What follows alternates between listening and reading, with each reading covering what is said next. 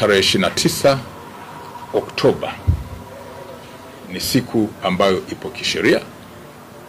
Kwa mujibu wa katiba yetu, kila mwananchi ana haki ya kwenda kupiga kura kumchagua kiongozi anayetaka.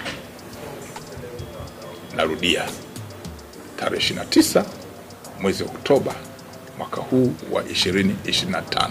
Haikuja yenyewe kwa kutaka. Ipo kisheria, ipo kikatiba, na watu wana haki ya kwenda bila hofu kupiga kura na kuchagua mtu yoyote wanayemtaka.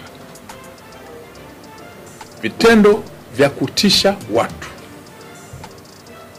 vitendo vya kujaribu kutishia watu havikubaliki, kwa sababu shughuli ile ni ya kisheria. Kwa hiyo jeshi la polisi litaendelea kufuatilia, kuzuia, kubaini na kutanzua matishio yote ya kiusalama, na siku hiyo watu watatimiza jukumu lao la kikatiba bila hofu.